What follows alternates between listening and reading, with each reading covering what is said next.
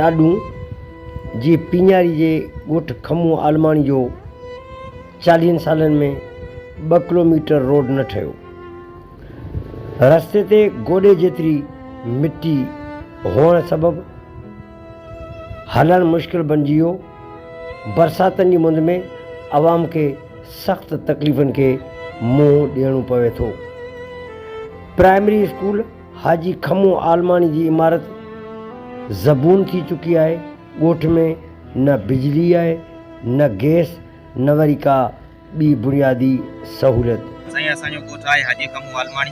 ॿियो असांजो आलमाणीअ जो जेको ॻोठ आहे पिञारी जे हुन पासे आहे ॻोठ हाजी मूसा आलमाणी।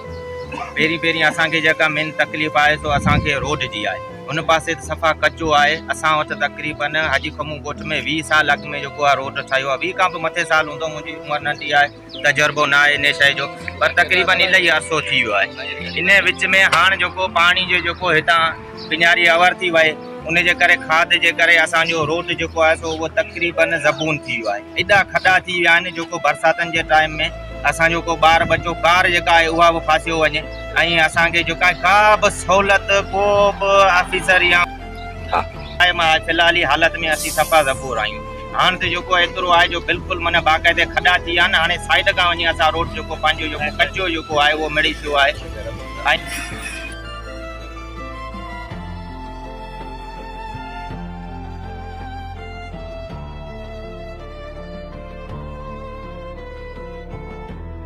ऐं असांजी बिल्डिंग जेका आहे उहा ज़बूर थी चुकी आहे ऐं उनजो जेको आहे तक़रीबन जी बिल्डिंग शुरू थी आहे। सेम्स कोड वग़ैरह जो इशू जेको आहे उहो थिए थो। बिल्डिंग हिकिड़ी गवर्नमेंट असांखे ॾेई छॾी आहे, पर उनजो जेकॾहिं बजट आहे साल ते जेकॾहिं ॻोठ वारनि खे नथो मिले त हुनजी तामीर इदारे में मास्टर या ॿिया के ऑफिसर किथां कराईंदा।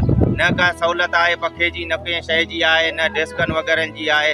उस्ताद शागिर्द जेके आहिनि उहे पट ते वेही पढ़ाई कनि था ऐं इन ॻाल्हि जो जेको असां वटि को बि अञा सुठो जेको आहे को बि कमकार असांजे सहूलियतूं असांखे कोन मिलियूं सघियूं आहिनि। साईं ॾाढो मोरी त हिते काफ़ी जेके अहिड़ा मसइला आहिनि, कुझु जेके माना हल कोन थिया आहिनि। ऐं ॾाढो मोरी खां हेठि बि 2 टे जेके ॻोठ आहिनि उहे बि वीचारा तमामु काफ़ी मसइलनि खां महरूम आहिनि। कहिड़ा ॻोठ आहिनि? ॻोठ आहे पंहिंजो हाजी लाखोला शहरी आहे ऐं नूर मोहम्मद मिराणी आहे ऐं उन खां पोइ जेको आहे हाजी खमू आलमाणी आहे। हिते ॻोठ असांजो हाजी हसन लाशहरी आहे, नाकी ॿोली जो ॻोठ आहे।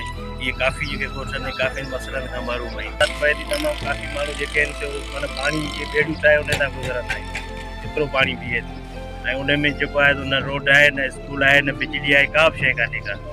ऐं असांजे ॻोठ जो माशाअल्लाह जेको स्कूल आहे उहो बि तमामु डैमेज थी चुको आहे। उनजी छित बि किरण में 2 टे जे करे जेके छित जा चापड़ा उहे पंहिंजा शागिर्दनि जे मथां किरिया आहिनि। काफ़ी जेको आहे सो ऑफिसरनि खे बि चयोसीं ऐं आला अख़्तियारनि खे बि चयोसीं, पर उन जो ॿी साइड ते जेके कुझु बिल्डिंगूं ठहियूं न असांजी अञा ताईं बिल्डिंग न आहे ठही। स्कूल जे बारे में शिकायत इहा आहे त हीअ स्कूल आहे गवर्नमेंट प्राइमरी स्कूल ॻोठ हाजी हसन लाशहरी। सही आहे, बरसातुनि जे टाइम में पर साल चापड़ा तव्हां ॾिसो पिया माना हितां ॿारनि जे मथां माना चापड़ा किरिया हुआ ऐं हिकिड़ो 2 ॿार ज़ख़्मी बि थियो।